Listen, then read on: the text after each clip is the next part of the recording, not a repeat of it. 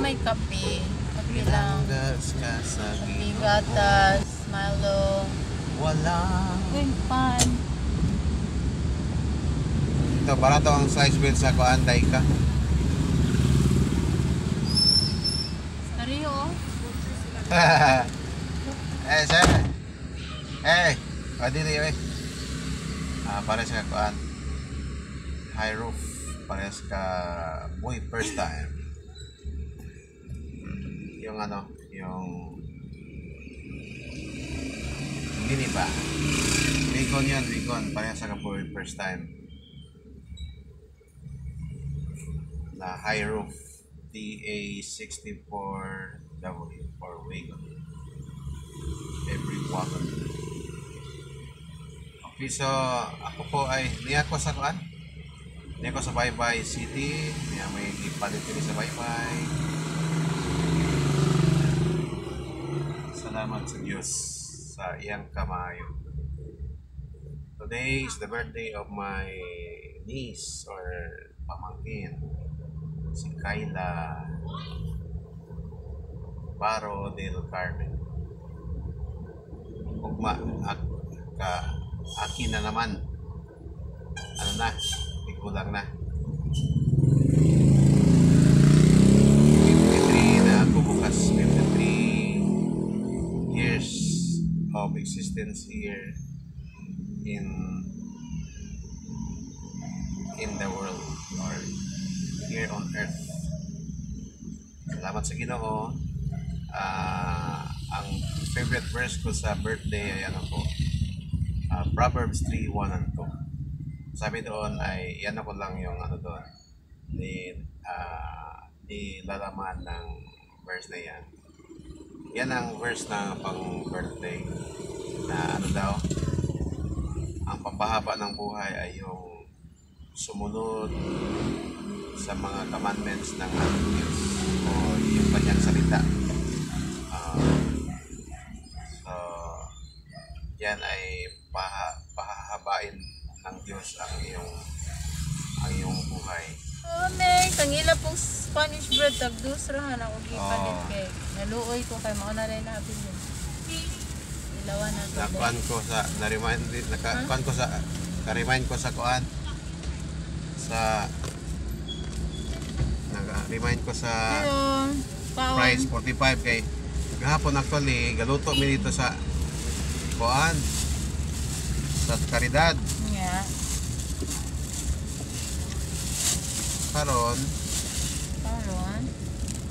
man mula sa estimate ni Pastor Peter magkulang man isdog bagod nami kayo na may budget bagi sobra sa Jesus Reign si Pastor Ray ato nung tagkakon sa kuan para at dire ko ang gasto sa kuan lobat asa mo na nga speaking siyempre at pang speaking ilang kauban nga dahil ka 45 no. Adi dahil nakakuat kita ko kadihang pag-uli na mo nihapit nito palit bed sa dahil ka pagkaon ni journal of ni Dudong Diyos 45 ikaw na ba ang pandiha nila bed kaya ka ng slice bed kay umukan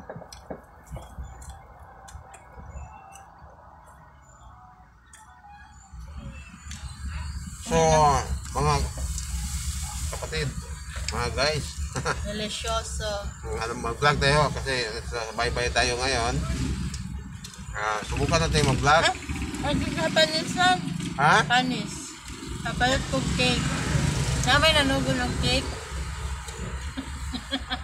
wala na sorry talimot ko ito na tanya atras na po o sa man oras O 7:30 na. Hapit na 8.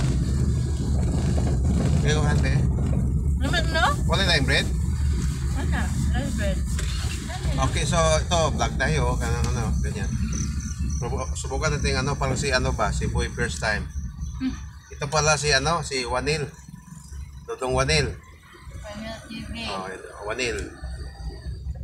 Actually, yun ang ano ko. Yun ang nickname ko talaga. Bata pa ako, Wanil.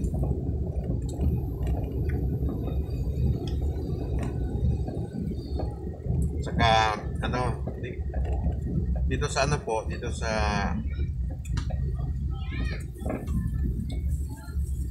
nung tayo po ay lingkod na sa Panginoon, marami po mga ano, mga bagay na hindi po natin nakalain na ganyan.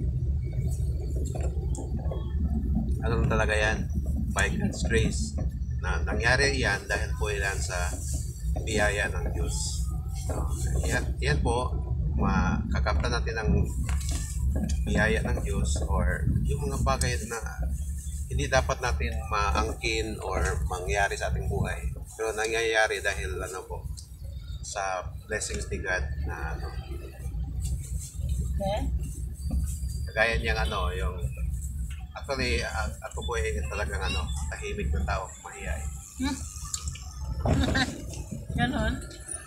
Hindi ko nga akalain na ano, yung magkapag ano, doon sa ano po, beautiful pit, doon sa street preaching.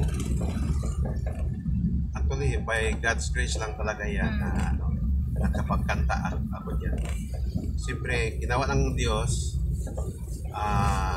una, siyempre, tumanggap ako sa Kanya, sinuko ko yung buhay sa Kanya doon sa Saudi Arabia. Doon nagsimula yung ano, naging Christian ako. Siyempre, nung hindi pa ako Christian, siyempre, ano tayo, close team, yung bang mahina ang loob, ganyan, tahimik, mayain. Hindi ibig sabihin na ngayon na makapalat yung mukha. Ibig sabihin, yung pili mong gawin ng mga bagay na mabuti na ano, nagagawa mo dahil sa Panginoon. Okay? So, yun lang po. So, salamat sa Diyos. Dito kami sa ano, sa Panis Bakery. Yan yung suki namin ano.